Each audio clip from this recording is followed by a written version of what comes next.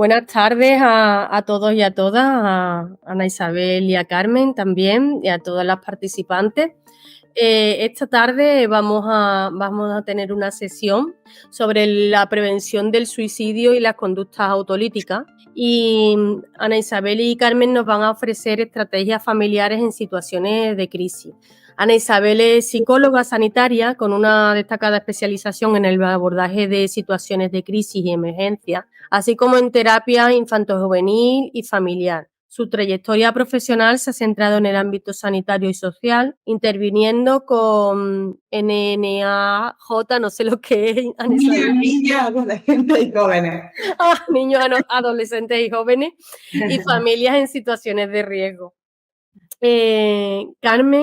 Carmen Alarcón es licenciada en Pedagogía con especialidad en Criminalidad e Intervención Social con menores en situación de riesgo. Su experiencia laboral se ha enfocado en la atención a niños, niñas y adolescentes en situaciones de vulnerabilidad, así como en el fortalecimiento de las dinámicas familiares de intervención social. Desde el año 2018, ambas forman parte fundamental del equipo de aldeas infantiles, SOS, donde han trabajado en la intervención infantojuvenil y familiar, evaluando las necesidades de la familia, diseñando e implementando planes de intervención, así como asesorando y manteniendo coordinación con los servicios y recursos comunitarios, velando por el bienestar de los menores en situación de riesgo. Actualmente, Ana Isabel y Carmen forman parte del equipo técnico del programa de familias en Andalucía de aldeas infantiles SOS, lo que indica un compromiso continuo con la promoción del bienestar emocional de la infancia, y su experiencia y especialización en terapia infantojuvenil y familiar las convierte en un recurso valioso para el apoyo a las familias en situaciones adversas. Bienvenida a las dos. Ahora nos contáis un poco en qué consiste este programa Salud, que pertenece a Aldeas Infantiles SOS en Andalucía, pero me consta que Aldeas Infantiles trabaja en toda España, ¿verdad? Ahora nos contáis un poquito a qué se dedica la entidad y más concretamente el programa en el que hemos enfocado, ¿no? Desde el que vaya a trabajar la sesión de hoy. Muchísimas gracias y bienvenida. Gracias, Rich, a vosotros que estáis detrás. Qué bien nos han descrito los compañeros, ¿no? Que compromiso ahí con Aldea. Hablábamos antes un poco, ¿no? De la idea de aldeas infantiles. Es verdad que nosotros hablamos un poco desde el programa de familias de Andalucía, pero es verdad que Aldeas Infantiles es una organización internacional que ayuda y apoya a la infancia, ¿no? Como nosotros decimos, a los NAC, a los niños, a las niñas, adolescentes y jóvenes en situación de riesgo y vulnerabilidad. Este apoyo pretende impulsar su desarrollo, su autonomía. Entonces, es verdad que tiene diversos programas que se enfocan más, digamos, a la prevención, ¿no? Donde se trata de ofrecerle estrategias tanto a las familias como a aquellos tutores, cuidadores legales que se encuentran con menor a cargo, que se encuentran en situaciones, pues bueno, situaciones de vulnerabilidad. Sí. Tiene diferentes recursos como los centros de día, espacios de convivencia, el programa Salud, que ahora después explicará mi compañera Ana, el programa de familias colaboradoras.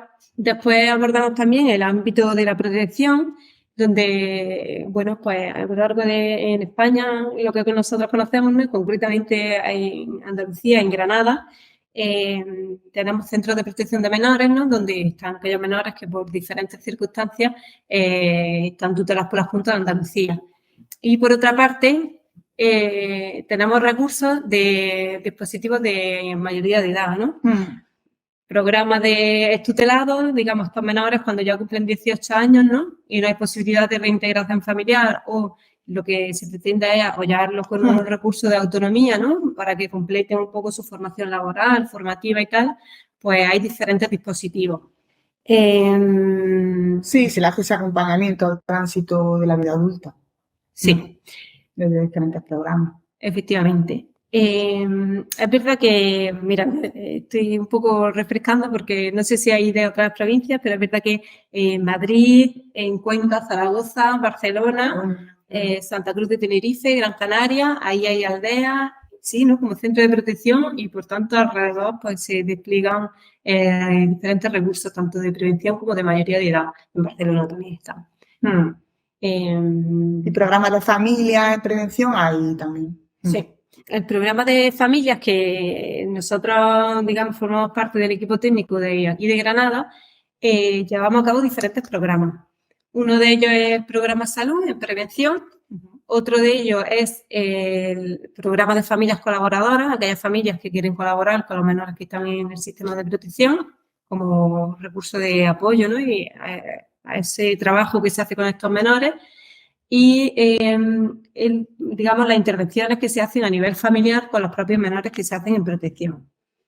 Entonces, es verdad que el tema de la protección, las edades infantiles tienen un gran bagaje y el contacto tanto con niños, con niñas, con adolescentes, con jóvenes, ha sido constante a lo largo de la historia. Nosotros aquí en Andalucía, el sistema de centro de protección lleva bastante recorrido y como programa de familia, digamos como que se forma en sí en el 2018.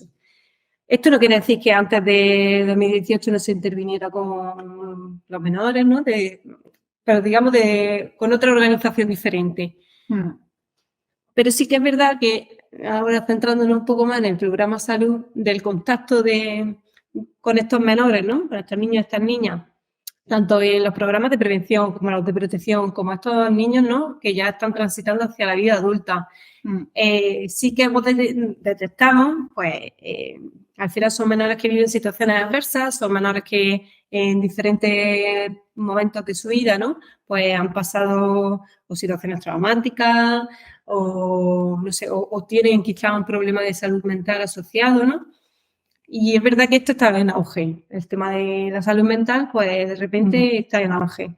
Entonces, remamos ahí a contracorriente para que saliera un programa específico de promoción de la violencia y la salud mental de la infancia y la adolescencia, y así se crea un poco el programa Salud, ¿vale? Era algo como que teníamos en mente desde hace tiempo porque veíamos la necesidad en estos niños y niñas, pero como que ya se pone en marcha en este curso. Bueno, Compi, explica el programa Salud. Tomo un poco el relevo de mi compi, ¿vale?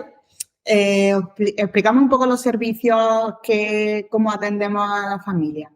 Mira, cuando creamos el programa Salud vemos que, bueno, para complementar todo el escenario que veíamos, proponemos como 3 vías de intervención. Una vía más individual, donde trabajamos con la familia, trabajamos con los niños, niñas, adolescentes y jóvenes, ¿no? Con intervención psicológica y psicoeducativa. E incluso contemplamos la intervención en el domicilio en casos donde hay extrema necesidad. Observábamos cómo con relativa frecuencia había niños que si no acudían a los recursos que había como un vacío legal. Es decir, ¿quién atendía a estos niños que no eran capaces por su problemática de salir del domicilio? Entonces ahí también contemplamos que en casos de extrema necesidad nos podamos desplazar para atender a ese niño o niña, adolescente o joven, ¿no? Que tenga esa problemática desagradable. Otra de las vertientes, esto es la vertiente, digamos, más a nivel individual, está la vertiente a nivel de grupos terapéuticos, ¿vale? Que sería, digamos, esta segunda pata, donde trabajamos con grupos terapéuticos en nuestras instalaciones, pues dirigidos tanto a los niños, niñas, adolescentes y jóvenes, como a las figuras parentales, ¿vale? Entonces, con una periodicidad quincenal más o menos, pues hacemos unos grupos orientados al bienestar emocional y le damos como una intervención psicoeducativa. La tercera pata sería las actuaciones de sensibilización, que esta actuación, ¿no? Hoy estamos aquí por esta pata, digamos. ¿Y qué proponíamos? Pues proponíamos actuaciones donde nos desplazábamos a las entidades, a los centros educativos, a los centros de protección, en este caso online, ¿no? Y las dirigíamos tanto a los niños, niñas, adolescentes y jóvenes, como a los profesionales, a modo de orientación, asesoramiento en problemáticas concretas. Y además, pues bueno, está a figuras parentales, que es como en el caso de hoy. Actuaciones de sensibilización para sensibilizar sobre el impacto de la salud mental y dirigidas también a combatir el estigma y a ofrecer pues, pautas, recursos, conocimientos que nos acerquen un poco a todo lo que es la salud mental y cómo podemos afrontarla. Bueno. Es verdad que, permíteme que te interrumpa, Sí, no. Un poco lo que Aldeas propone, ¿no? Y lo que intentamos que diferencie este servicio que ofrecemos de un servicio de consulta terapéutica, es que es verdad que contemplamos esa vía tanto psicológica como psicoeducativa, ¿no? Porque los equipos siempre están formados por unos educadores, educadoras, psicólogos, psicólogas, donde pueden hacer, digamos, una intervención un poco más amplia. No solamente centrada en el menor, sino que contemplamos la unidad familiar al completo, intentamos movilizar la red de recursos comunitarios, ¿no? que tengan alrededor, centros educativos, si existen otras asociaciones o entidades que colaboran con el chico o la chica, nos ponemos en contacto con ellos y demás, porque vemos que es importante y muchas veces todo el tema de la salud mental y sobre todo en menores y en adolescentes, como no entres desde un plano mucho más educativo, ¿no? Desde un plano mucho más sencillo, llano, es verdad que a priori existe todavía mucha reticencia de voy a ir a una consulta de un psicólogo, ¿no? O al contrario, en menores que hemos visto que han pasado ya por tantos psicólogos que es como, venga, ahora que me vas a contar tú. Entonces intentamos adaptarnos siempre a la familia, adaptarnos un poco al nivel de intervención que requieren, respetar sus tiempos, sus momentos y bueno, un poco por ahí.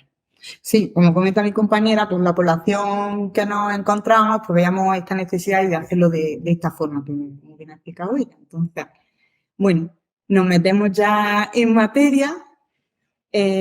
¿Cómo planteamos este, taller, esta orientación? Bien. Planteamos un poco como 5 grandes bloques. En el primer bloque yo voy a hablar sobre la conducta suicida, diferenciar un poco el intento autolítico de las autolesiones y hablar como de los conceptos claves que engloba todo este repertorio, ¿no? Luego ya profundizaremos en los motivos que tienen los adolescentes de autolesionarse, en cómo funciona esa autolesión, el círculo de las autolesiones. Y destacaré, factores de riesgo, de protección y señales de alarma, tanto en el caso de las autolesiones como en el suicidio. Finalizará mi compañera con las estrategias que podemos llevar en el hogar, la gestión de las crisis y el papel de los hermanos. Conceptos claves que rodea todo lo que hablamos, que es conducta suicida. Cuando hablamos de conducta suicida, hablamos de la dimensión que integra todo el repertorio de conductas que están dirigidas al fin último, que sería el suicidio, ¿no? Os traía aquí como estas diferentes fases y pasos que se dan hasta llegar al suicidio.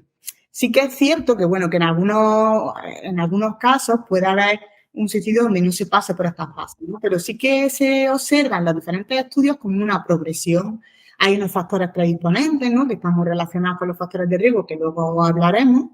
Es decir, esto no sale de la noche a la mañana, sino que se va forjando, ¿no? Desde que nace la persona incluso pueden ocurrir cosas, estos sucesos vitales estresantes o adversos que hablaba mi compañera, ¿no? Situaciones que puedan ser ya un factor de riesgo y que puedan predisponer a que haya un mayor riesgo de suicidio, ¿no? Avanzaríamos en diferentes fases hacia una fase donde ya la persona, el adolescente, tiene ideas de muerte, tiene un desinterés por la vida, aunque no se visualiza totalmente, en forma de acabar con su vida, sí que ya visualiza el que una salida pueda ser el suicidio, ¿no?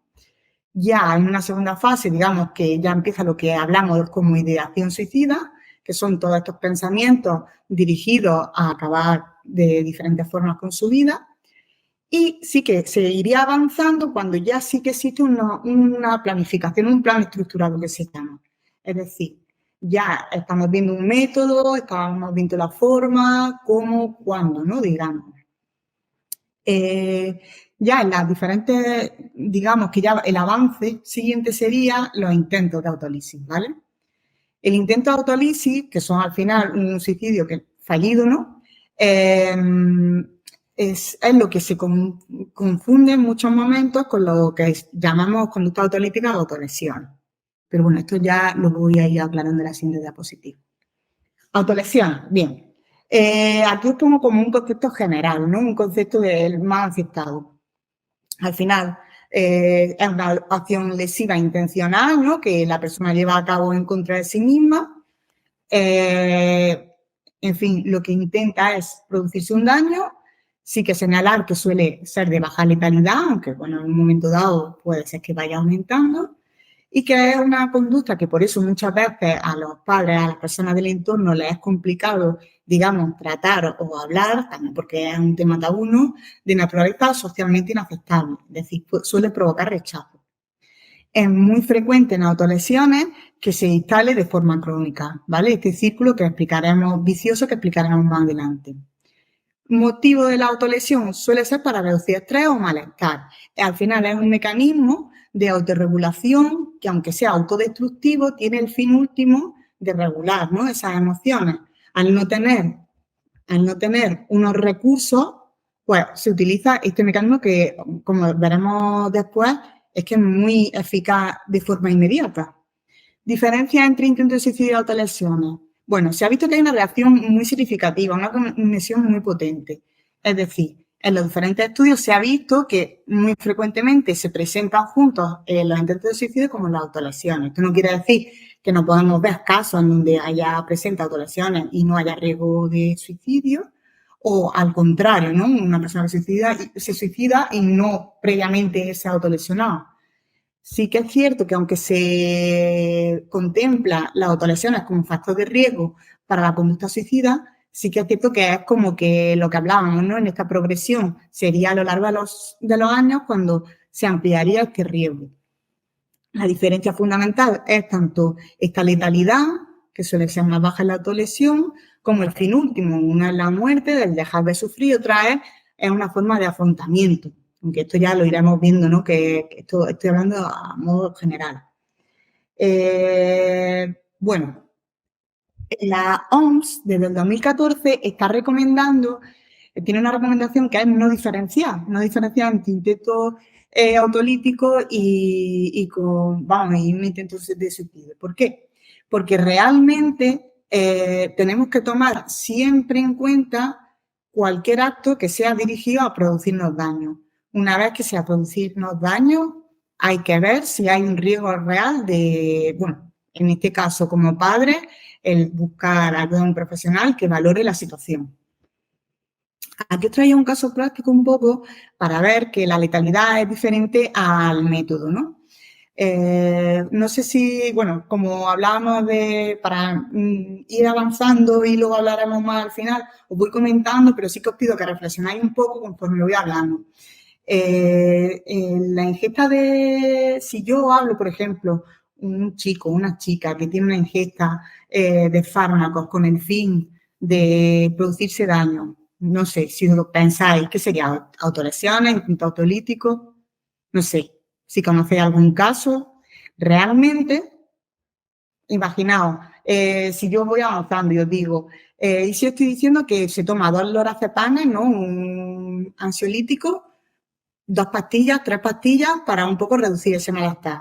Pero ¿y si os digo que se toma 20, no? Eso ahí estaría como, digamos, jugando en juego la letalidad, aunque realmente la letalidad de la conducta. Aunque realmente cuando hablamos de autolesiones todo el mundo tiene en la cabeza lo que es los cortes en los brazos o en las piernas, ¿no? Sí que pensar que, bueno, que existen muchas formas. Puede ser un consumo de fármacos o puede ser quemaduras, ¿no? Diferentes. Puede ser también una ingesta de lejía, en fin, hay muchas formas de hacerlo. Sentido de las autolesiones, aunque sí que hablamos que la función principal es la regulación emocional, en esta diapositiva me parecía interesante que reflexionáramos sobre la intención que puede tener el adolescente, o bueno, en caso de que sea adulto ya, cuando se autolesiona. Esta reflexión es importante porque al final nosotros como padres, una de las cosas que podemos hacer es que ellos expresen cómo se encuentran. Y puede ser que se encuentren incluso tan cómodos como de hablar de esto. Es importante acogerlos, ¿no? Cuando pase esto. Y habría que, para eso, reflexionar un poco sobre esos motivos, para que, digamos, no nos cree este rechazo, ¿no? Empatizar un poco. Por eso comentamos, para un poco acercarnos a esa realidad. Motivos que se presenten, pues mira, puede ser, hay autolesiones que se hacen como forma de castigo, de autocastigarse por el tema de gestionar la culpa. Hay otras por dejar de sufrir, cuando no toleramos ese sufrimiento emocional y lo cambiamos por uno físico, el vacío existencial. Me gusta siempre sacar las diapositivas lo de la llamada de atención, pero no llamada de atención como esto que hace unos años no escuchábamos de cuando una adolescente o un adolescente se autolesionaba y mostraba sus cortes o en un sitio público, ¿no? Que un poco, a lo mejor incluso los profesionales podemos banalizar y decir, bueno, es que esto lo ha hecho como llamada de atención. Pues es muy importante que no se tome como una llamada de atención. Cuando hablamos de estos motivos, se habla de que es como una forma de comunicar que algo no va bien. Imaginaos una persona que llega a mostrar sus cortes, que en principio producirían vergüenza y tal, como para decir, oye, necesito ayuda. Detrás puede haber un adolescente que no sabe comunicar, que no tiene habilidad para decir que necesito ayuda o que a lo mejor no tiene el espacio o no tiene las personas para recurrir a ellas, ¿no? También, bueno, estamos hablando de la adolescencia, pues todo lo que sea imitación de grupo social, juego exploratorio o búsqueda de sensaciones de placer puede darse también, ¿eh? Son menos frecuentes, pero ocurre. El mecanismo de la autolesión. Digamos que hay unos factores predisponentes, ¿no? Que hablábamos, unos recursos de afrontamiento pues inadecuados, insuficientes, no eficaces para gestionar las emociones, una situación de un estrés muy elevado. No tiene que ser una situación que, digamos, no es una pérdida de un ser querido. A lo mejor una situación que ellos desde esa etapa de la adolescencia valoran como algo súper fuerte, ¿no? Y como algo muy, muy potente y que le produce un gran malestar. Es una incapacidad de gestión de esa emoción realmente, de lo que hablamos que hay. Entonces, sí que me gustaba más esta diapositiva para explicarlo. ¿Qué es lo que quería señalar con esta diapositiva? Sí que tenemos que ver que hay una situación disparadora, una situación que ocurre justamente después de la autolesión, es decir, qué es lo que dispara esta conducta, donde puede ser algo que le produzca un fuerte malestar, es decir, una emoción que no se procesa, puede ser que esto provoque una serie de pensamientos negativos que le desbordan a la persona y esto hace que como forma de parar estos pensamientos, estas emociones, se autolesionen. ¿Qué pasa cuando tú te autolesiones? Todas las señales del cuerpo, todos nuestros recursos atencionales se muestran, se paran y detectan ese dolor, se centran en ese dolor físico. Y por tanto, digamos que hay un alivio inmediato, tanto del tema cognitivo como del tema emocional. Es decir, es un mecanismo muy eficaz para parar ese sufrimiento, ese malestar. Está ese alivio temporal, pero claro, es un alivio temporal falso, porque luego vuelve el remordimiento, la culpa, la vergüenza y todo ese malestar que provoca el problema de origen que no está solventado. Como vemos, esto de que haya este alivio inmediato hace un condicionamiento, hace que haya un círculo vicioso de las autolesiones y que por eso se dice que es, bueno, muy fácil que se repita en el tiempo. Vamos con el siguiente bloque. Factores de riesgo, factores de protección.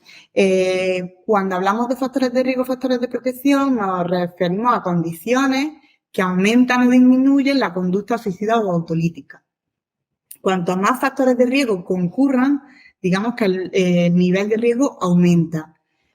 Los profesionales, las redes de apoyo de los adolescentes, los padres, digamos que cómo estaría enfocado el trabajo, pues en disminuir, en reforzar todos estos factores de protección, en disminuir los factores de riesgo. Hablo un poco de los factores de riesgo y luego de los factores de protección. Tanto unos como otros vamos a mirarlos en los tres ámbitos, en el ámbito más de la persona, más individual, en el ámbito familiar y en un ámbito ya más social, más escolar. Factores personales.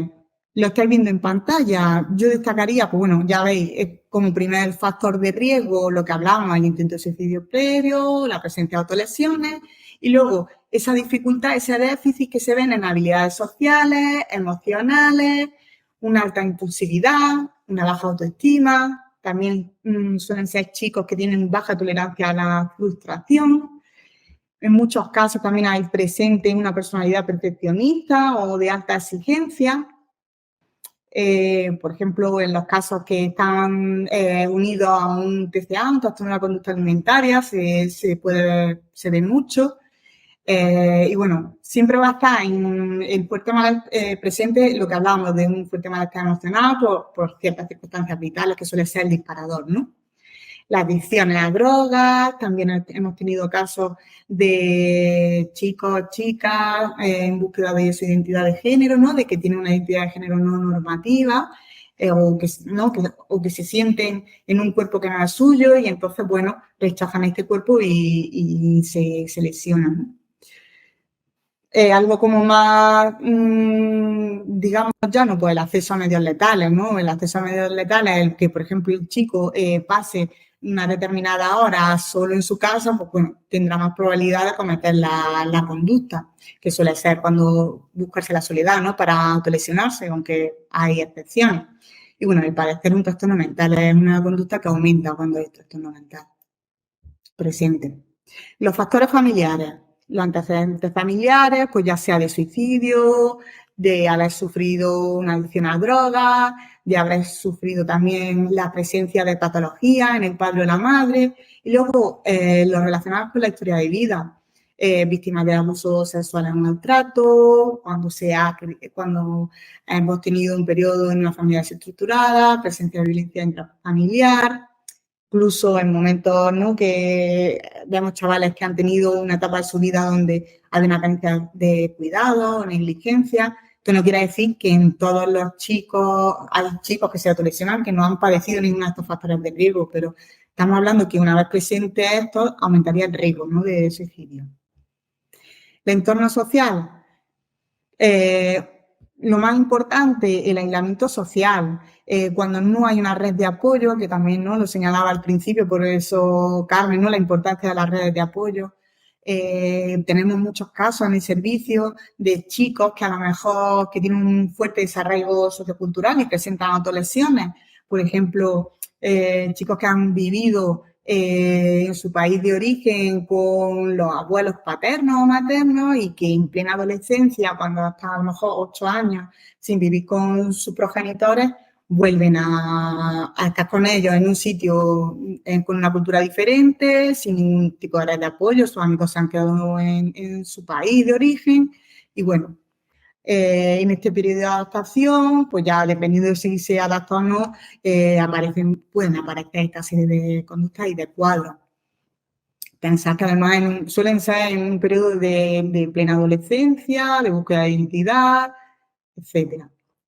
Y bueno, ya pues lo que hablábamos de todo lo que se puede, ¿no?, meter en situaciones de estrés vital, una ruptura, pérdida de amigos, pérdida de un ser querido, también el estrés académico o las pocas oportunidades académicas o de futuro, en fin. Señalaba también lo que se conoce como la exposición al efecto contagio, tanto a través de redes como a través de sus círculos cercanos. Es cierto que eso está presente, que se ve. Sí que normalmente cuando hay un efecto contagio suele haber otro tipo de factores de riesgo, ¿no? Cualquier chico que esté al lado no va a haber un efecto contagio, pero sí que es cierto que por imitación de grupo, si a lo mejor ya tenemos, digamos, un chico con un ánimo deprimido o, en fin. Esto también, en redes hay muchas webs, no sé si os suena el juego de la ballena azul, en fin, que son de retos en relación al suicidio y es cierto que, bueno, se ha colocado como un factor de riesgo potente. Pasamos a factores protectores, lo mismo, dirigido al individuo, a la familia o a la parte social y escolar. Bueno, yo lo he integrado como un poco más en grupos más que los veamos más claros, dirigidos tanto a factores personales, a que tengamos actitudes y valores prosociales, autoestima, es todo lo contrario, digamos, que tenga un propósito vital, un significado de la vida, tengamos un temperamento emocional más estable, ¿no?, menos voluble, la alta tolerancia a la frustración y todo este repertorio de competencias socioemocionales y de afrontamiento que son tan importantes el tenerlas en la adolescencia, ¿no?, para afrontar todos los cambios que nos vienen. Factores familiares. tener relaciones y vínculos seguros en la familia, ¿vale? Puede tener una figura de apoyo, de apego que hayamos establecido un apego seguro, disponer de personas con las que podamos hablar en nuestro entorno familiar, el que tener la sensación de que tenemos apoyo, de que estamos reconocidos, de que somos personas válidas. Y luego el tema de la comunicación en la familia, ¿no? El disponer de espacios donde se pueda hablar de emociones, ¿no? Y no esté mal, y no haya, digamos, no se sancione el hablar en esos términos. Y para cerrar un poco los factores protectores, los del entorno social escolar. Digamos que es lo que hemos visto en la familia trasladado a este ámbito. Vínculos seguros entre iguales en este caso, o con, por ejemplo, el tutor, personas que puedan hablar con ellas, todo el tema educativo, ¿vale? En valores, en habilidades y las oportunidades educativas y profesionales y realizar actividades saludables, tanto a nivel individual como a nivel grupal, ¿no? Que ellos al final tengan entornos donde puedan desarrollarse de forma psicosocial.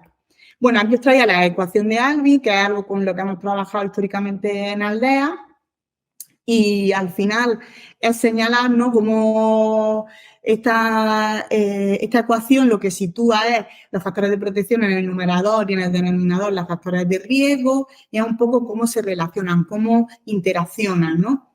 Al final de esta interacción lo que sale son las habilidades de resiliencia, de afrontamiento, el ajuste personal de ese niño. Es un poco para señalar que a lo mejor hay factores de riesgo que no podemos evitar, que ya no estén dados o que, en fin, nadie está libre de eventos vitales estresantes o incluso de factores biológicos que nos predispongan a un trastorno mental o a ser más impulsivos, etcétera. Pero sí que podemos trabajar en relación a crear entornos protectores, seguros, donde se pueda trabajar, bueno, pues donde se pueda comunicar y hablar sobre emociones y donde la persona sea libre para desarrollarse, ¿no? Para tener este desarrollo psicosocial y poder afrontar y empoderarse en relación y poder luchar y combatir estas conductas problemas de las que estamos hablando. Señales de alarma. Mira, yo me he centrado en esta diapositiva en las señales de alarma dirigidas a las autolesiones, pero un poco también os voy luego a comentar. Normalmente se solapan mucho, algunas, otras ya no,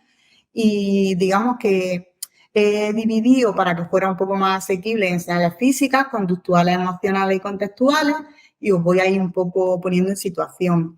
Imaginaros cosas que nosotros tenemos que estar pendientes de que algo anda muy mal y de que tenemos que atender, tenemos que ver, poner soluciones y ver qué está pasando, ¿no?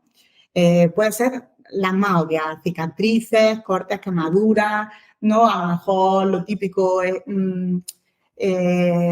lesiones que de forma abstracta pues se comentan, no, es que me caí, es que me tropecé, es que me arañé, es que tal. Mordisco. Mordisco. Sí, mordisco. Es que hemos visto de todo.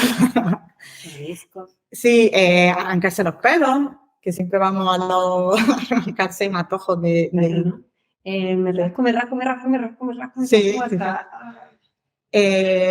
Bueno, es que las conductuales, una de las cosas que se habla es que suele ser una conducta que se desarrolla en la soledad, pero hemos encontrado casos en que la adolescente o el adolescente está en plena clase, pasa lo que sea y va con la uñita, va rascándose, que está a lo mejor en última fila, no se da cuenta nadie y se autolesiona y se hace marcas que dan miedo.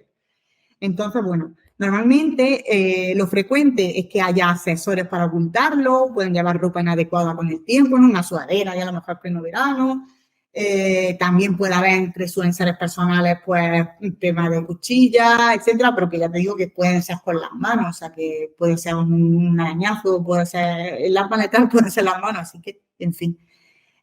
Cuando hay algo más, ya que es de una gravedad más fuerte, suele haber un abandono de actividades grupales, más tiempo de lo habitual en el baño, o hablo de lo frecuente, porque digamos que el momento de la autolesión hay muchos padres que trabajan, entonces a lo mejor el adolescente por las tardes está solo, está en supervisión y a lo mejor en pleno salón se está autolesionando, ¿no? Entonces, bueno, que son cosas a tener en cuenta, pero que siempre hay excepciones. Emocionales serían los cambios, bueno, tanto los conductuales como los emocionales, los cambios de conducta, cambios que sean inusuales en la persona, tanto a nivel emocional, los cambios bruscos. Y en el caso del suicidio se ve también como un cambio de mucha actividad y muchas veces puede ser o de mucha actividad o de mucha tranquilidad, desde ya he tomado la decisión, ya está todo hecho. Presente los sentimientos de desesperanza, las verbalizaciones de impotencia, de inutilidad, la ideación y comunicación suicida. Y bueno, los contextuales al final se solapan con los factores de riesgo, es decir, pues pueden ser dificultades a nivel interpersonal, signos de bullying, cambio en el rendimiento o todo tipo de eventos vitales significativos. Cuando ya estamos hablando de conducta suicida, puede estar presente ya, si ya es un estadio muy avanzado en la conducta suicida, el ver conductas de despido, de despedirse, por ejemplo, en redes sociales, asuntos pendientes que solventan, en fin. Sí que es cierto que puede haber conductas suicidas que sean impulsivas, ¿no? Que no haya todo esto, pero sí que es frecuente si ya estamos hablando de un riesgo alto que pueda presentarse. Y bueno, ya daría paso a mi compañera Carmen. Yo te estoy escuchando y es verdad que digo, quizás ¿no? Estos padres, madres están ahora mismo diciendo, a ver, yo del listado que habéis dicho lo tengo todo. Puedo las señales de alarma, tengo todas las pasos de riesgo, porque es verdad que como el TEAF, ¿no? También es como tan amplio, como digo, ¿no? Conviven tantas, ¿no? Factores biológicos con un poco ahí, con un poco problemática de salud mental, como ¿no? Como tú dices, ¿no? La comorbilidad, ¿no? Se dan a la vez muchos trastornos a la vez, dependiendo, ¿no? Cada niño es como muy exclusivo, cada uno es como muy específico. Entonces, creo que sí. Es verdad que, ¿no? Es que ahora mismo me vienen casos a la mente de casos con niños con TEAF en algún... Y es verdad que muchas de las cosas que decimos pueden estar ahí dentro. Que no quiere decir que todos lleguen a tener conductas autolíticas, ¿no? Pero es verdad que como en el tema que nos hemos centrado un poco para comentar un poco nuestra experiencia de trabajo y demás, bueno, ahí está. De todas formas, como ahora después vamos a tener una ronda de preguntas, pues podemos ir analizando. Todo lo que os surja lo vamos viendo sobre la marcha. Vale. Pero sí es cierto. Es verdad, es que, ¿sabes? Como tiene una complejidad como todavía, ¿no? Si cabe, más compleja. Entonces, como hasta dónde podemos llegar. Somos conscientes de ello y tanto a nivel profesional y ya me imagino, ¿no? Como familiares en el ámbito del hogar, es verdad que vamos a intentar hacer como una gestión, ¿no? De qué se podría hacer ante un caso autolítico, pero claro, esto es como todo. Lo más recomendable es que alguien verdaderamente conozca a tu hijo, tu hija, conozca a la familia, os ponga un poco todo en contexto y en conocimiento porque cada uno es único y exclusivo, ¿no? Sí, a ver, al final estamos dando pautas, estamos dando conocimiento sobre el tema, pero es cierto que lo primero es que un profesional valore el riesgo de suicidio. Imaginaros, ¿no? Que estamos ya en ese momento, que como decía Ana, no toda la mayoría de conductas autolíticas no se producen cuando estás tú delante, sino justamente lo contrario. Pero bueno, ¿qué hacemos si en un momento no puede pasar en el domicilio? Que ya sabemos que hay unos intentos autolíticos previos, que puede llegar a hacer eso, que de repente ha pasado algo en la casa y sabes que puede llegar, ¿no? Este momento en el que momento de crisis, mi hijo o hija se puede autolesionar porque ha pasado algo, ¿no? Es importante que pese a todos esos sentimientos, ¿no? De miedo, angustia, de nerviosismo, de intentar controlar que no vaya a un sitio, que no vaya a otro, ¿no? Intentar mantener la calma. Es muy difícil, pero es verdad que hay que tener una plena gestión, ¿no? De las emociones personales para poder controlar a una persona que está totalmente desregulada, ¿no? Entonces, mantener la calma. Controlar las emociones, priorizar la seguridad, como decía Ana, no es lo mismo tomarte una pastilla que haberte tomado 3 o que haberte tomado 20, entonces, bueno, si valoramos que es necesario, ¿no? Los servicios de emergencia, pues ir contactando con los servicios de emergencia, ver si todavía estamos en ese proceso de escalada, si podemos ir retirando de en medio, ¿no? Pues aquellos objetos que puedan utilizar que para hacerse daño, un poco ir tanteando el tema, ¿no? Con calma, pero bueno, que no nos paralice ni intentando actuar. Es importante en ese momento escuchar, ¿no? Escuchar a tu hijo, a tu hija, acompañarlo en ese momento, escucharlo con atención. Sintonizar, empatizar, no juzgar, dejarlo que se exprese. Es normal que o esté enfadado, o que grite, o que chille, o que diga barbaridades por la boca. Bueno, ya está, tenemos que entender que no todos los estados emocionales son duraderos de por vida, ¿no? Con esa intensidad. Entonces, bueno, esto es algo que, una transición que va a pasar y esto pasará, y iremos a otro tema. Y brindarle ese apoyo, ¿no? Muchas veces cuando hay esa escalada de crisis, esas gestiones donde vemos que puede ocurrir un intento autolítico, el mero hecho de acompañar, de estar presente, de mantener la calma, fomentar un poco que exprese sus sentimientos y cómo te encuentras, o sea, qué sientes ahora mismo. Quizá solamente con el hecho de estar.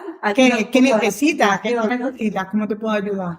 Ayuda ya a la contención. Y si no, pues también podemos ofrecerle, ¿no?, alternativas a esa autorregulación. Como decía Ana, al final ellos están utilizando ese mecanismo porque no saben regularse de otra manera. Entonces, bueno, es verdad que su terapeuta, su psicólogo o psicóloga les deberá de enseñar diferentes estrategias alternativas de regulación, pero nosotros también en el hogar, si ellos nos orientan y nos dicen cómo hacerlo, podemos acompañarlas, ¿no?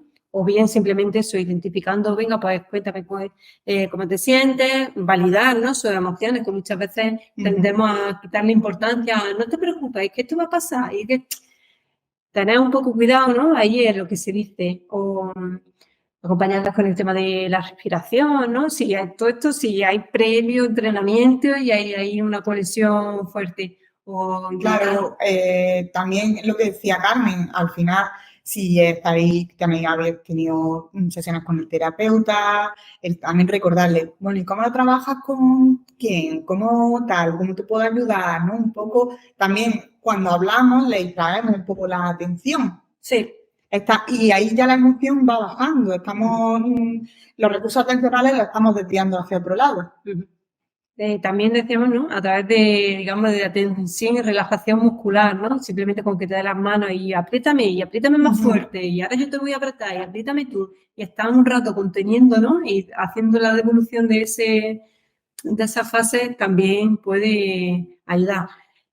Y también es muy válido reconocer que no estamos en ese momento, que no somos capaces de mantener la calma, de que esas situaciones nos desbordan, de que no somos las personas indicadas, porque quizás seamos esos factores predisponentes, ¿no? O es que justamente la conducta autolítica ha surgido porque nos hemos enfrentado en el domicilio, entonces evidentemente no soy la persona más apropiada para hacer todo este acompañamiento.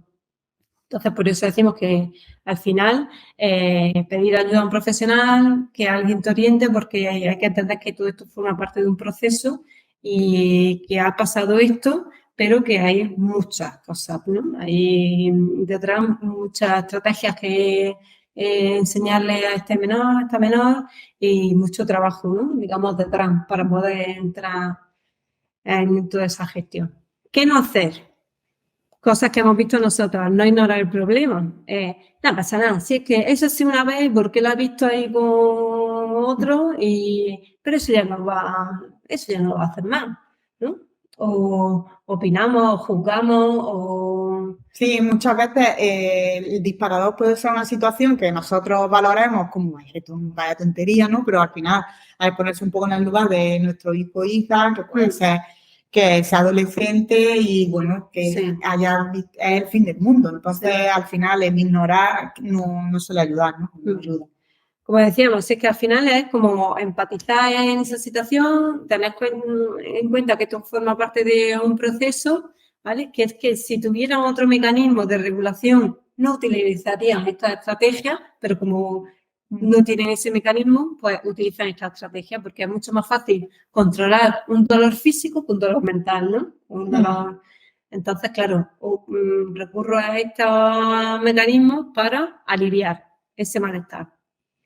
Si yo tuviera, como decía Ana, si yo tuviera una habilidad de comunicación maravillosa, yo fuese, ¿no?, ellos fuesen capaces de sentarse y decir, pues mira, es que estoy muy enfadado o enojado por esto, porque me ha pasado esto en el colegio, o porque esto, o porque es que no me gusta cómo me estáis tratando, o es que tal, o es que yo me siento de tal manera, o que si tuvieran esa habilidad, no estaríamos hablando de CEO ¿no? En este punto. Pero es verdad que todas estas cosas se mezclan con ideas que suelen tener preconcebidas los padres o formas que al final, igual que estas conductas, al final transmiten el malestar, ¿no? Que está pasando este niño, esta niña. Los padres, por ende, viven ese malestar, ¿no? Y también ellos sienten, entonces, vosotros mejor que nadie sabréis qué emociones genera detrás el ver a tu hijo hacer eso, ¿no? Sentimiento de culpa, sentimiento de frustración, tristeza, enfado, muchas cosas. Bueno, que estoy leyendo la lista, ¿no? De los no y como estás comentando y explicándola también, y es que muchas veces el no hacer nada en un momento dado, pararnos, esta parte del proceso, ¿no? De gestión de crisis que decía Carmen, que la llamaba, ¿no? Mantener la calma. Es simplemente pararnos y identificar cómo nos estamos sintiendo para un poco gestionar nuestro malestar primero y luego ya poder hacernos cargo de las circunstancias es crucial.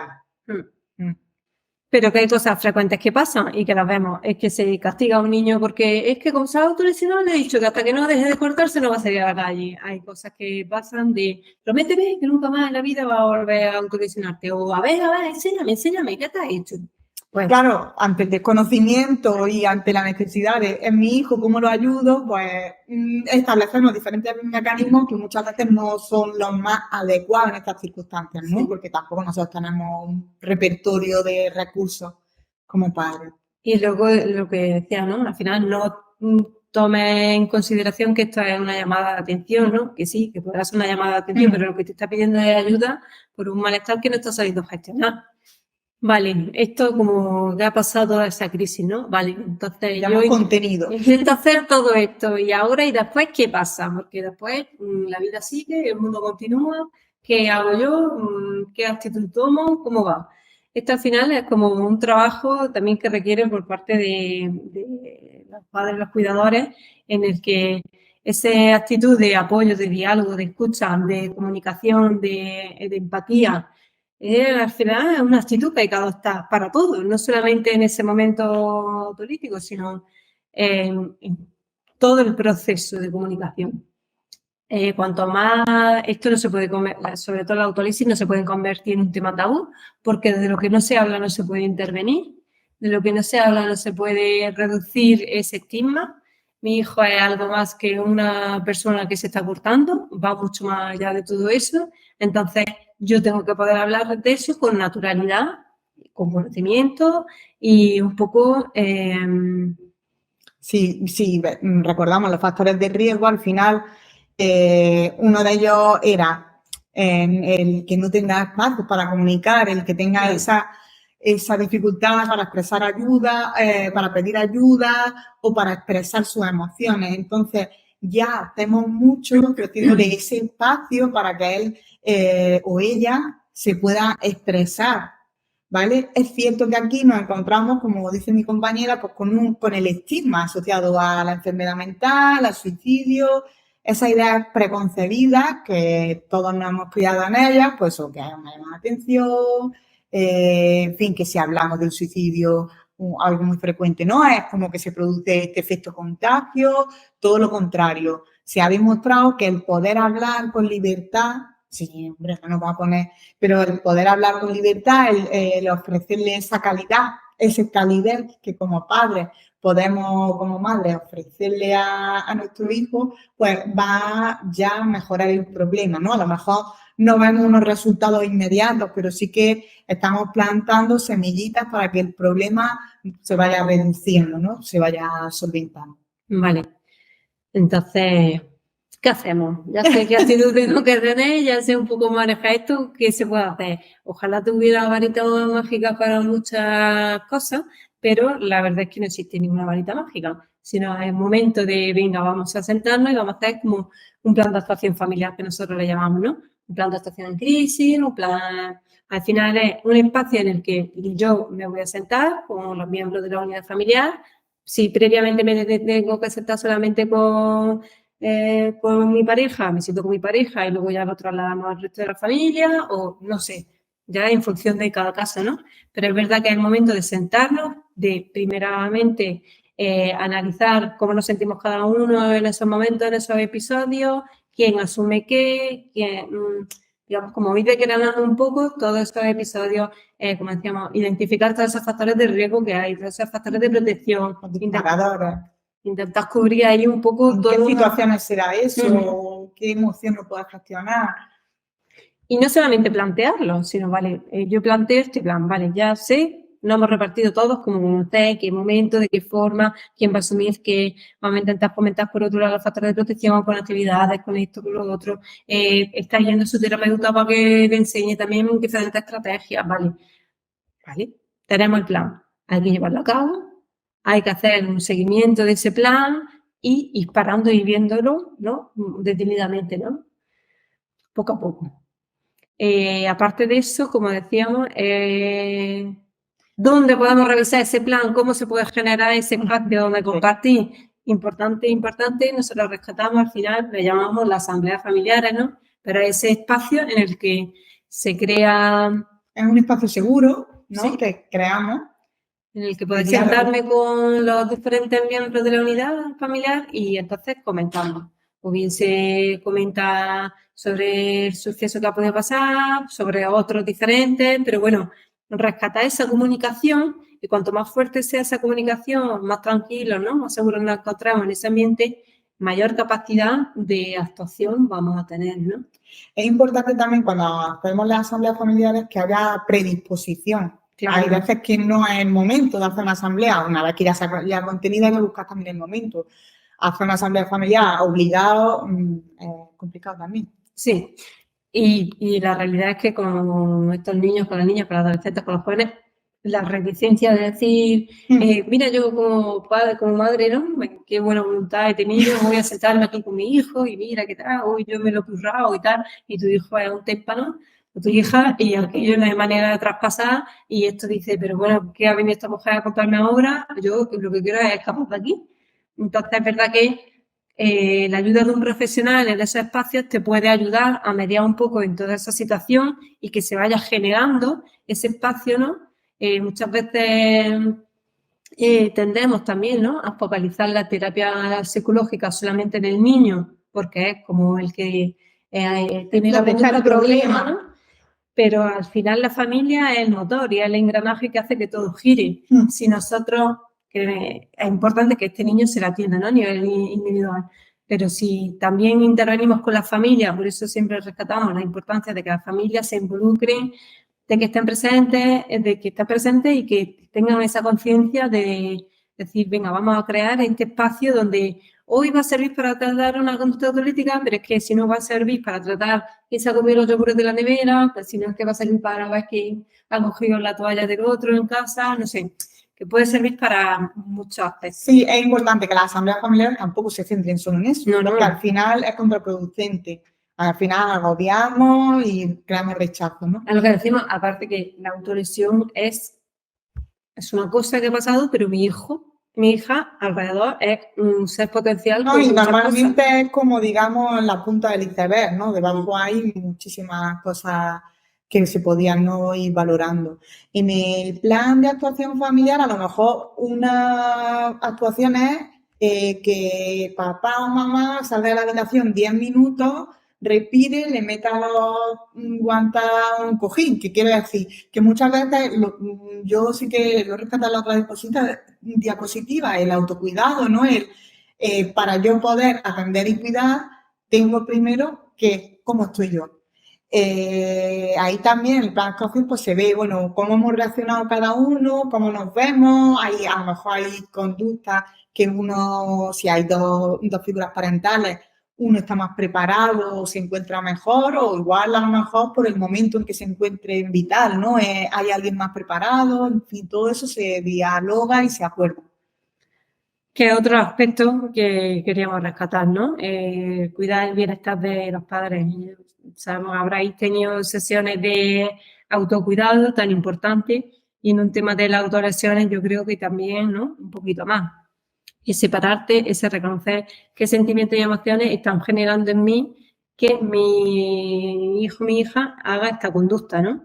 Si es miedo, si es culpa, si estoy pensando todo el rato que es que se ha cortado hoy, pero es que se puede suicidar mañana, ¿no? Si tengo esa ansiedad, si tengo ese estrés, porque es verdad que o tengo esa rabia, al final si yo no gestiono bien esas emociones, esos sentimientos, luego tenemos padres, ¿no? Que puede ser, es que me ha dado un ataque de ansiedad en el trabajo. Como en el trabajo, ¿por qué? No es por el trabajo, es por toda esa parte sentimental y emocional que hablamos, que como que para ellos nos hemos centrado en voy a atender a mi hijo, voy a hacer lo mejor para mi hijo, y yo como que dejo ahí de un lado. Controlar las emociones no es hacer, venga, ¿no? Apretar y decir, para adelante, ¿no? Controlar las emociones es poder expresarlas, comunicarlas, gestionarlas. A y veces simplemente con identificarlas y validarlas, ¿no? buscar esa forma de expresar sus sentimientos. Bueno, evidentemente, si la situación de mi hijo, ¿no? Lo que me trae es una rabia terrible y no me voy a poner a insultar ni en la casa. Evidentemente somos modelos, ¿no? Y aprenden todo de nosotros. Pero sí que es verdad que, bueno, que tenemos que ser conscientes para que luego nos permita rodar, ¿no? Es que nosotros en los casos de esas, como otras problemáticas, que se ve eso que, de hecho, por eso tenemos este enfoque familiar, ¿no? Que hay que atender tanto, en fin, en estas problemáticas tan complicadas, con tantas aristas, con tantos vértices, pues es que al final la familia, por una parte y por otra, todo el sistema familiar se ve dañado, ¿no? Y hay que cuidarlo a todo el sistema familiar para que puedan afrontar esto, ver cómo estamos cada uno. Sí. Y si es necesario, pues buscar apoyo, que los niños necesitan apoyo, pero que nosotros también como adultos necesitamos apoyo y que no pasa nada, que en estas situaciones complejas ya está. Y no tomarse el mero hecho de ir a una consulta de un psicólogo, ¿no? O de un terapeuta, o no sé, de algún recurso que te pueda ayudar, es que yo ya he ido a muchos. Bueno, pero es que si tu problemática es tan compleja y aparte, como yo digo, si la vida fuese un momento, pues quizás iría al psicólogo un momento, pero como la vida va, ¿no? Es tan larga y tiene tantos ciclos y dura tanto tiempo, no hay que tomarse ya es que he ido a ser psicólogo, ¿vale? Pues el primer psicólogo te habrá ayudado en ese momento que tenía, en ese momento de la vida, ¿no? El segundo habrá hecho tal, del tercero ya habrá aprendido lo primero y lo segundo. Entonces, tomarse esa necesidad de apoyo profesional como una herramienta de que, oye, que es que lo que me está pasando son cosas muy heavy, ¿no? Y es que necesitamos ayuda. Que puede ser hoy, que puede ser el año que viene y que no pasa nada. Y que quizá a lo largo de nuestra vida necesitamos de ese apoyo por diferentes medios, ¿no? Nosotros queríamos hacer también especial mención a el papel de los hermanos, porque es común ver que el niña que se autolesiona, pues es el centro de la casa. Si hay más hermanos, estos hermanos no existen. O si estos hermanos son muy pequeños, es que no lo entienden. Y entonces, como no lo entienden, lo intento ocultar, no se lo digo. Pues los hermanos son parte fundamental también de la familia, por muy pequeños que sean, ¿vale? Ellos también generan, igual que tú como padre, como madre, genera en ti todas estas conductas, una serie de emociones y sentimientos, pues los niños más, ¿no? Más fuertes. Es que al final que los queramos apartar, ¿no? O sea, hasta a lo mejor con el objetivo de protegerlos, pero como forman parte del sistema familiar, es que se van a ver resentidos de una forma u otra. Sí, y hay momentos en los que nos encontramos con padres que dicen, ¿qué va? De verdad, que no se entera de nada, Me digo, no se escucha. Entonces tu hijo no vive contigo, si no se entera de nada, tu hijo no vive contigo, ¿no? Porque es verdad que, pues, quizás tú crees que no se ha enterado de nada porque como se aísla, se va a su cuarto y pasa de todo, ¿no? Como para huir de esa situación familiar, pues que no se entera de nada. No, un sentimiento de aislamiento, o me he sentido desatendido, o lo que tengo que hacer los de mi hermano, o que es que igual que mi padre y mi madre piensan, mi hermano y mi hermana se ha cortado, quizá mañana se tome un bote de pastillas y se muera, este miedo y esta angustia también lo tienen estos niños, ¿no? ¿Qué va a pasar conmigo? o en un momento determinado sentí ese enfado, esa rabia, esa ira de decir, contra que siempre están con mi hermano, siempre es el centro de atención, no me hace ni caso a mí, un poco ahí, ¿no? Y también destacábamos lo de la hiperresponsabilidad, ¿no? Acaban siendo como esa figura cuidadora, que aunque no lo sepamos, están por detrás. Voy a ver dónde está mi hermano, con ese miedo, ¿no? Entre ese miedo y esa angustia de intentar que el hermano y la hermana no se corte, no se haga daño y demás, entonces están como esa figura de control que no corresponde. Nosotros partimos de que hay que incluirlo en este plan familiar, como decíamos. Lo suyo es que si primero se unen las figuras parentales para elaborarlo, digamos, darle, ¿no? Porque un poco más de trabajo, incluirlo a ellos en ese apoyo, en esa comunicación, o incluirlo en el plan, ¿vale? ¿Por qué? Lo rescatábamos antes en la diapositiva anterior y Ana lo ha dicho también. Hay una parte importantísima que es la educación y la concienciación sobre la temática en cuestión, sobre todas las ideas, ¿no? Sobre todo el tema del estigma y tal. Igual que estamos hablando de que lo ideal sería crear ese espacio donde este menor sea capaz de comunicar sus sentimientos, sus emociones acerca de esa conducta autolítica, al hermano no lo podemos quitar de medio.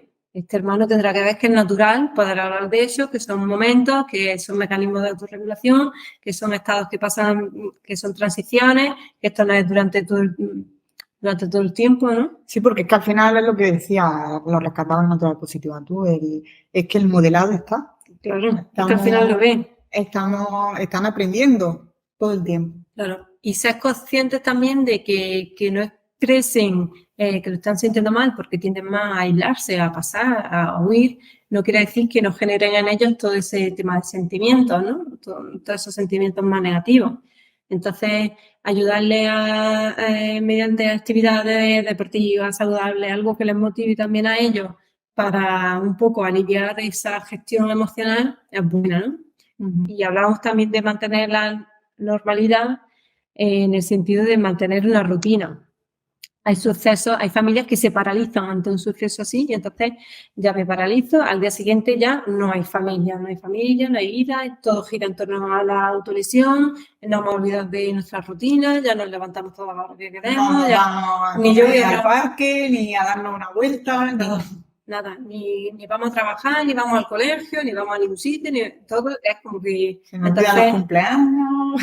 Es como una cosa de, vale, no es que mantengamos una normalidad de, no pasa nada, sino en el sentido de, oye, vamos a mantener todas las rutinas que sean posibles para que esto seamos capaces de demostrar también que, como decimos, ¿no? Que estos estados son transitorios, no han venido aquí para instaurarse ahora una semana, generar una semana de malestar, ¿no? Y volver a otro episodio así. Y por otra parte, buscar ayuda si los hermanos lo necesitan, que también es importante. Quizá pasan desapercibido, pero ahí está. No sé si es mucha información la que hemos transmitido. Hemos ahí volcado. Hemos intentado hacer en el menor tiempo posible. Sí. Para poder hablar un poco, porque nos gustaría saber... Nosotros al final estamos acostumbrados a esto más, a hacerlo de forma presencial, ¿no? Donde hay como más intervención y da más juego para explicar todo. Entonces, bueno, ahora todas las dudas que tengáis, volcarlas, que estamos encantadísimas de ponernos a vuestra disposición. Bueno, muchas gracias, Ana, Carmen. Ha sido muy interesante, la verdad que ha sido un recorrido bastante amplio por, bueno, desde la entidad hasta ya el programa y el tema que nos traía de las conductas suicidas y autolíticas, ¿no? Sí que es verdad, y haciendo un poco un resumen, como decía Carmen, a lo que estaba explicando Ana, muchas de las conductas o de los factores de riesgo pues existen ya presentes dentro de la sintomatología del TEAF, ¿no? En sí, ¿no? Y más de muchos y de la mayoría de nuestros chicos y chicas que también vienen pues de procesos de adopción y de acogimiento, ¿no? Con lo cual todavía pues estos factores estresantes, estos factores de riesgo, pues están ahí, ¿no? Intrínsecos.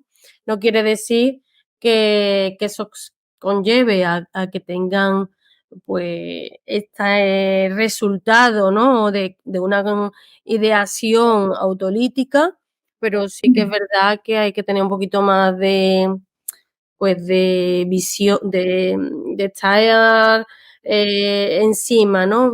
Viendo que no se produzcan, ¿no? Este tipo pues de consecuencias o de salidas, ¿no? A toda esta problemática, ¿no? Que se desborda. Muchas gracias, Samuel. Gracias por haber estado y bueno, se abre el turno de preguntas. Si alguna persona quiere ir interviniendo, pues adelante. O algún caso práctico que quieran exponer ellos, algo que quieran, una duda que se le haya quedado ahí. Alguna situación que no hayáis sabido, ¿no? Dar esa respuesta. Ana Isabel y Carmen tienen una amplia experiencia con chicos y chicas con TEA, aparte de otros jóvenes, adolescentes y niños y niñas que acuden a su programa.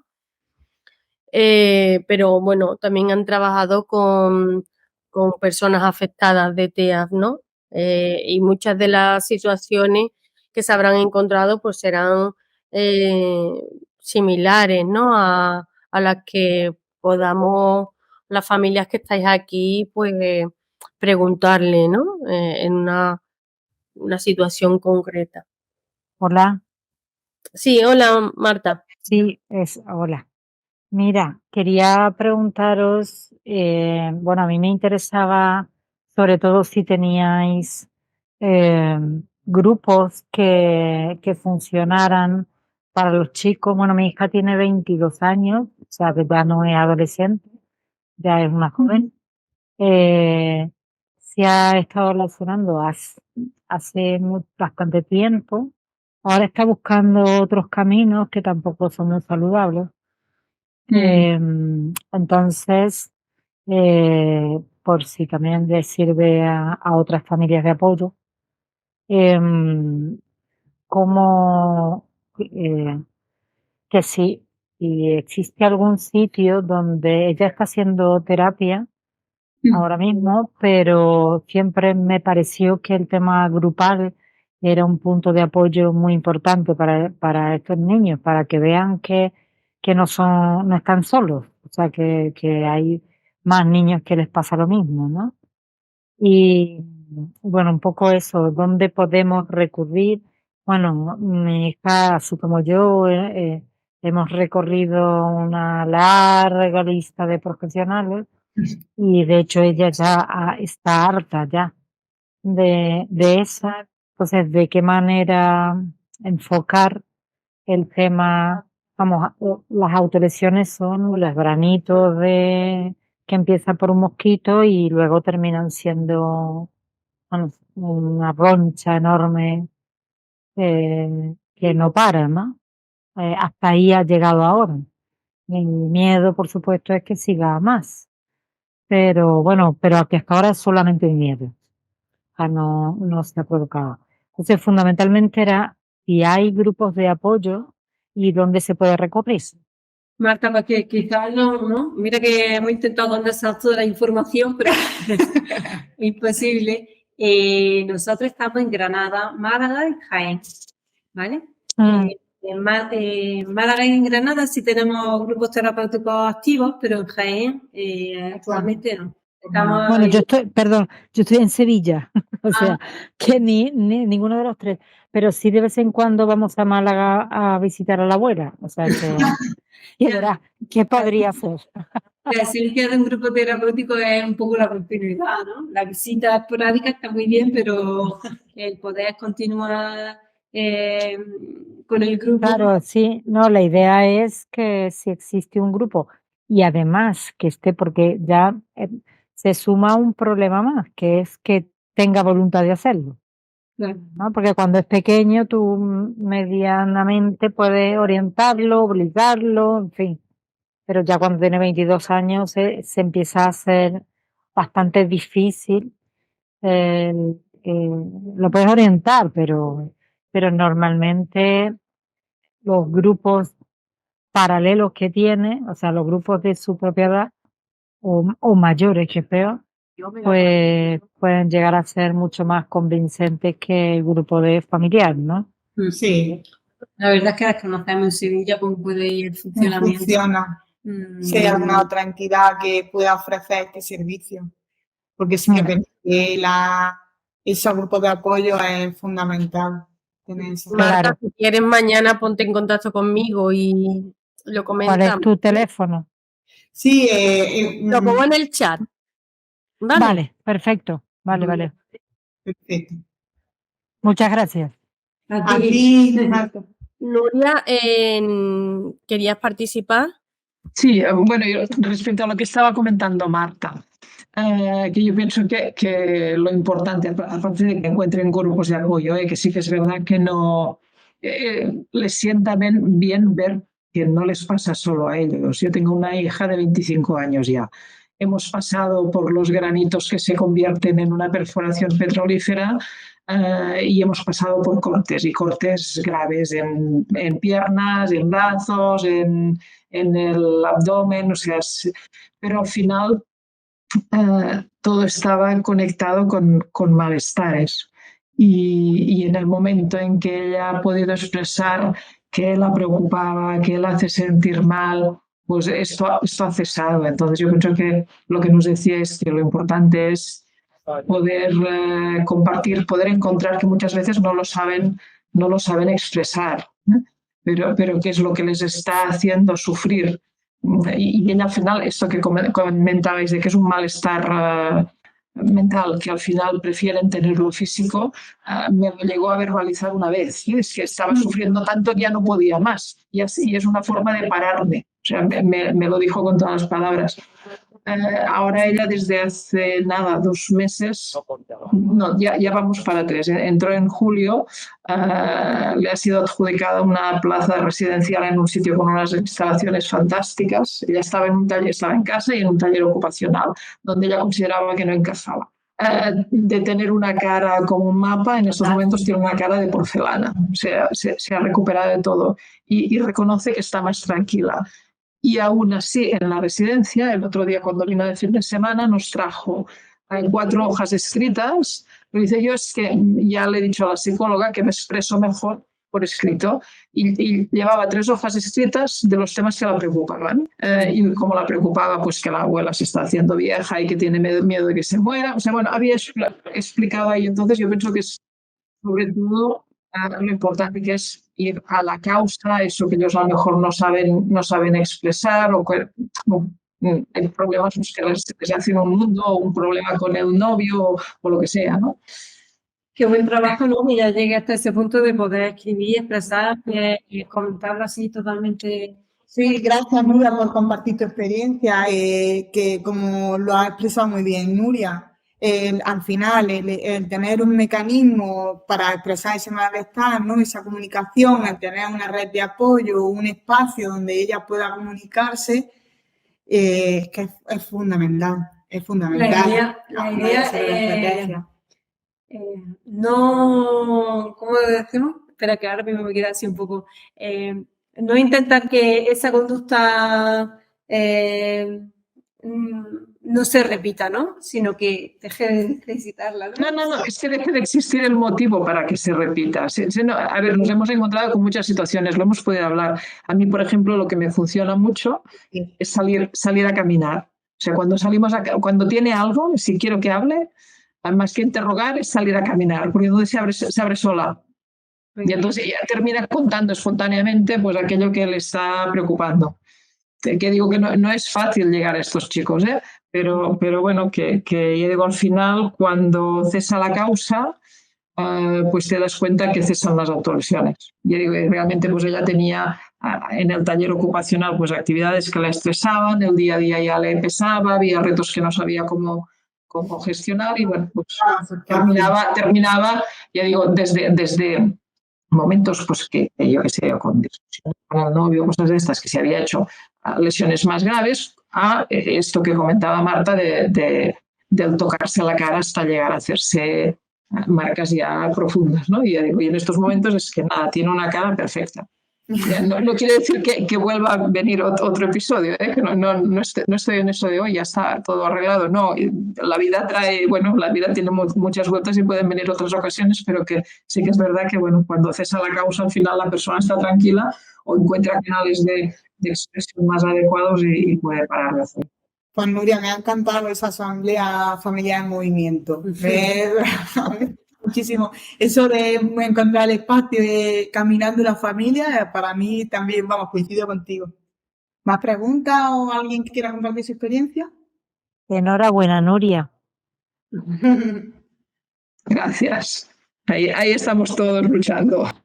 Así es. Yo quería hablar, soy Mercedes. Hola, buenas noches a todos. Yo comentaros que para nosotros esto está resultando bastante complicado, el tema de las autolesiones, ¿vale? Hemos pasado procesos distintos de enfadarnos con nosotros mismos, pues mostrarle a lo mejor a ella ese miedo. Ahora estamos en una fase que cuando se ha autolesionado ella se hace corte, ella se rasca mucho la parte de las muñecas, o sea, con un cristal se ha hecho cortes superficiales y demás. Y lo que estamos ya llegando a ella, ¿no? Sin querer normalizar, que es ahí donde esa línea tan delicada de no pasa nada, bueno, sí pasa, no sé, es que no sabe uno cómo tratar este tema tan delicado de que mostrarle el apoyo, pero sin decir, bueno, no pasa nada, no sé, porque ella también, si mostramos a lo mejor ese miedo, o sea, ya se viene abajo y no habla, ¿no? Entonces, durante un tiempo ella optaba que se tapaba y bueno, no pasa nada, no quiero mostrar, parece que si no mostraba las heridas como que no había ese dolor, no sé cómo explicarlo porque la verdad que para nosotros está resultando tan difícil, ¿no? Ahora por lo menos hablamos del tema, bueno, qué ha pasado y a lo mejor ella pues sale con algo superficial, no, porque me he enfadado con una niña, no sé qué, en el fondo hay algo más, pero ella no sabe identificarlo, ¿no? Pero hemos conseguido hablar del tema, cosa que antes pues ella no quería, ¿no? Ahora ya llegamos a ella, pero lo que nos da miedo es ahora no pasa nada, ¿no? No pasa nada, pero estamos ahí en esa línea y no sabemos llegar más allá de darle las herramientas, no sé, es que es un tema tan complejo, ¿no? Que Esto que dice Mercedes, al final, en los últimos tiempos ya le pongo nombre. Oye, veo que te lo estás pasando mal. Vuelves a tocarte la cara. Bueno, ya le digo yo que debe haber algo que te preocupa mucho o te lo estás pasando mal por algo porque te estás haciendo esto. ¿Sabes qué pasa? Que como tenemos tanto miedo a los padres que no sabemos qué palabra poner a esto, ¿no? Para no alarmarla a ella más de que no pasa nada, que venga, pues te recuperas y ya está. No sé, no tenemos esa herramienta, por lo menos yo, ¿no? Es algo que estoy controlada, estoy tranquila, pero no me sale cómo ayudarla, qué decir, ¿no? En ese momento, ¿no? Es lógico, o sea, ¿dónde está el límite? O por lo que te estoy entendiendo, ¿no? De vale, hablamos las cosas con naturalidad, pero yo tampoco quiero trasladarle que esto es algo, ¿no? Un mecanismo exacto, de normalizarlo. Ahí, Nuria, un poco sí que te daba ahí una estrategia, yo matizaría eso, el no focalizar. Muchas veces el hablar del malestar, bueno, pero ¿tú cómo estás? ¿Cómo...? No sé si acudir a algún profesional, porque... ¿Te sientes? Sí, ¿cómo te sientes? ¿Qué pasó? ¿Pero qué ha pasado antes de que ocurriera? ¿Has tenido... o sea, ocurren casos que no lo identifican. Sí, es verdad. Por ese malestar tan potente, incluso puede haber en casos un poco de realización, de personalización, donde el chico o la chica no es capaz de de verbalizar lo que le ocurre, con el tiempo será capaz, ¿no? Muchas veces las familias, solo con escuchar cómo se encuentran, lo que hablábamos, ya estamos trabajando y ayudándola y apoyándola. Una cosa es que no lo juzguemos y otra cosa es que podamos identificar, pues bueno, otra alternativa. A lo mejor el hablar, bueno, ¿y cómo podemos hacerte sentir mejor? ¿Qué cosas ves que le funcionan a ella? No sé, también hay cosas que a la familia se nos escapan. Claro. Que tenemos que acudir a un profesional que igual si ella está trabajando con su terapeuta una serie de estrategias, es quizá poner sobre la mesa lo que está pasando, ¿no? Y ver. Pero bueno, si vemos que nos bloqueamos, cambia el coco. ¿Cómo te encuentras? ¿Qué necesitas? Yo por comentaros, mira, lo que he hecho cuando ha sucedido, pues ella viene con las heridas, ¿no? A lo mejor ya recién hecha y le damos importancia a la herida. Bueno, vamos a curarlo, venga, ¿qué ha pasado? Mira, no ha sido, bueno, pues curamos la herida, ¿no? Luego intento preguntarle qué ha pasado para llegar a esto y ella siempre lo relaciona con algo bastante superficial que ha pasado, ¿no? Yo creo que recurre a lo primero que le viene, ¿no? Entonces ella dice, bueno, pues ha sido esto, pues una niña, pues me ha mirado, o que me he acordado de que cualquier cosa que, vale, yo pues le presto la atención a lo que ella dice en el momento, ¿no? Y luego, pues, eso, la intento calmar, pero después yo ya, ahí no sé, pues, eso, ¿a qué más decir, no? Pues para la próxima vez acude a mí, cariño, si te encuentras mal, pero no sé detectarlo, no sé, anticiparme, ¿no? Anticiparme sería la palabra, ¿no? Porque claro, Perdona, ¿qué edad tiene tu hija? Como decía, ella tiene 17. como decía Nuria, es importante que le añada toda esa parte que ya tienes, que ella te comenta, ¿no? ¿Qué ha pasado, qué no ha pasado? Vale, curamos la herida, venga, vamos a meterle el lenguaje emocional, ¿no? Venga, ¿cómo te sientes? Vamos a ¿Cómo ponerle te nombre. sentías? ¿Cómo te sientes ahora? Vamos a hablar de emociones. Porque, Vale. bien, como tú dices, si encima estamos detectando que de repente ha dicho algo que se le ha venido a la cabeza que quizá no sea el motivo principal y ya pensamos que no es el motivo principal, hablarle de emociones. Pero entonces, ¿y qué sientes, no? ¿Qué estás sintiendo ahora? ¿Qué sentías antes, no? ¿Qué te está pasando ahora mismo por la mente? Ya, vale. Dejarla ahí un poco más. Los pensamientos, el retrotraernos, qué ha pasado y esto qué supone para ti, cómo podemos solventarlo, en fin.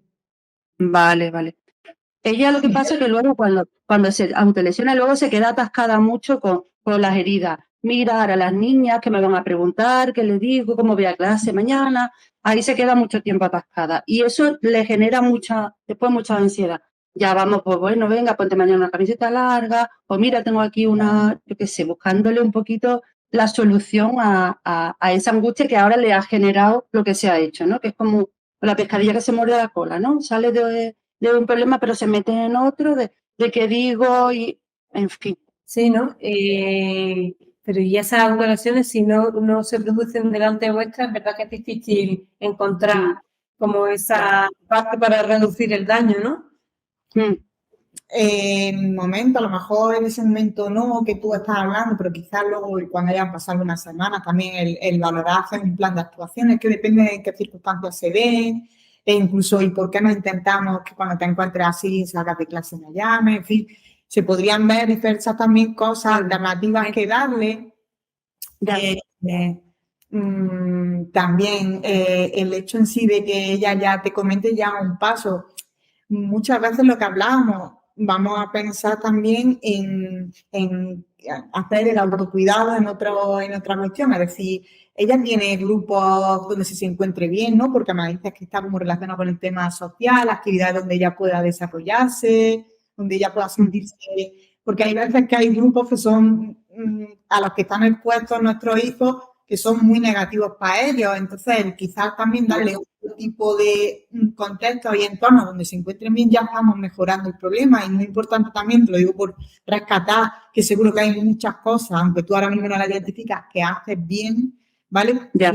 En qué le sirve, qué no le sirve, en que ya el simple hecho de no juzgarla, de sentarte al lado de ella, de acompañarla, está haciendo ya mucho como madre. Y controlar tu malestar, en cómo encontrar, o no sé si estás sola con tu hija o si tienes otra figura parental a tu lado, pero bueno, simplemente el saber cómo estamos, cómo nos encontramos, el darnos un paseo, en que no se detenga la vida, en todo esto que hablamos, estas cosas, que no nos centramos tanto en qué decir, en cómo decirlo, que ya lo estamos hablando un poco, pero que también pensemos en todo lo que podemos hacer de forma transversal que nos va a ayudar con el problema de origen, ¿no?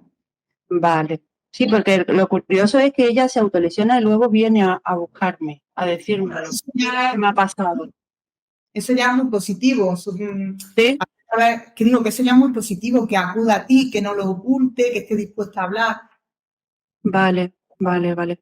Entonces habría que ver eso, no sé si ella hace actividades donde se encuentre bien, si es capaz de identificar qué antecedentes, si es capaz de identificar algún recurso que le pueda ser alternativo. Y quizás rescatar en otro momento, ¿no? De preguntarle de que, oye, ya hay algo que te preocupa.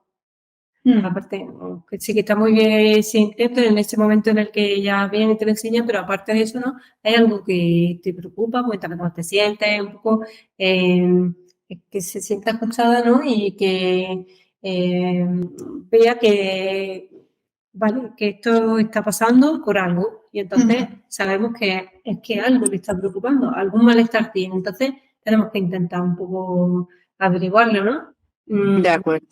Sí, ese cambio de enfoque que hablábamos. Es que al final ahí hay algo de origen, algo de base que no identifica a ella y que le está haciendo de forma indirecta, bueno, que está expresando ese malestar de esa forma.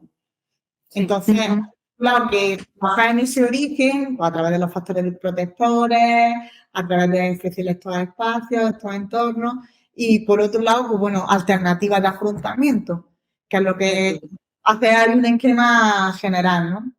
Nuria también quería hablar. No sé si sigue queriendo hablar. Ha quitado la... Bueno, nosotros en parte nos ayudó por eso de que muchas veces ellos ni saben lo que ocurre y a nosotros nos puede ser muy difícil averiguarlo. Y nos fue de ayuda y fue idea del trabajador social del taller ocupacional y de la psicóloga del taller ocupacional que empezamos a llevar un registro de incidentes. Que incidentes podían ser discusiones, no querer asistir o hacerse daño.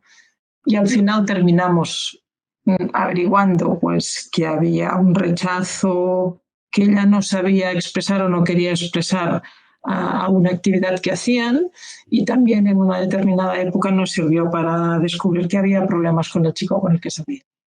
Bueno, porque al final coincidía el hacerse daño y el no poder afrontar el día a día, pues la mañana siguiente a lo mejor de haber estado con él, bueno, cosas de estas. O sea que al final cuando llevas un poco un registro de lo que ha pasado y lo confrontas con lo que ha sido el día a día, descubres cosas. No costó tiempo y la idea no fue nuestra, fue acompañados por los profesionales del taller ocupacional, pero bueno, fue muy útil.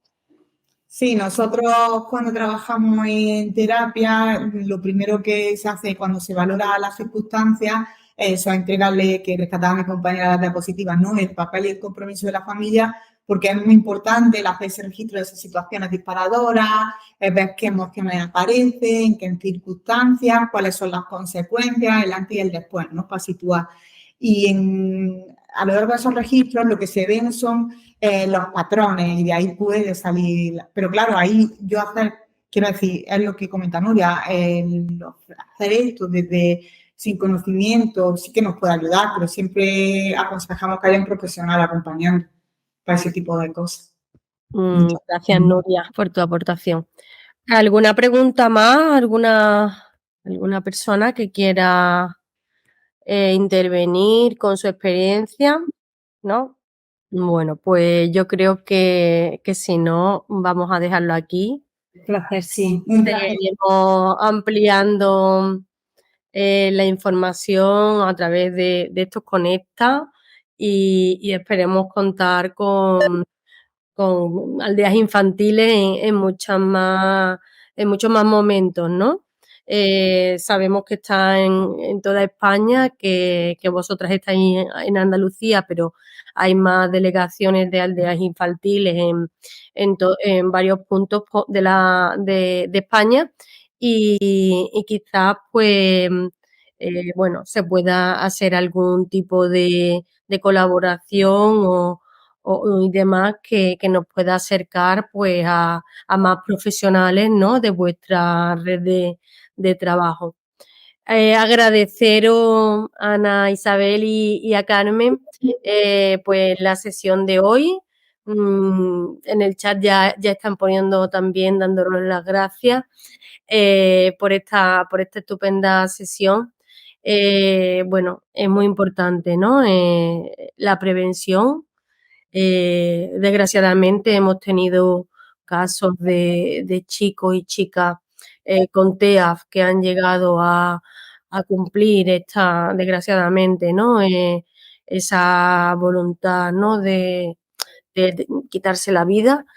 Y la verdad que cualquier tipo de prevención, pues, desde el enfoque de los profesionales y con la ayuda también, la colaboración de toda la familia y toda la red de apoyo de la persona, pues es más fácil, ¿no?, llevar entre todos, pues, este tipo de ayuda, ¿no?, y de acompañamiento preventivo. Muchas gracias a las dos, muchas gracias a todas las personas participantes que han estado esta tarde. Encantada, de verdad, es un placer. Bueno, pues nada, lo dicho, nos vemos en otra ocasión. Sí que es verdad que el programa Salud sigue abierto para las 3 provincias que ella han nombrado, Granada, Málaga y Jaén, ¿verdad? Sí. Andalucía más oriental. Bueno, ahí está, si se quiere hacer uso de ella, ¿no?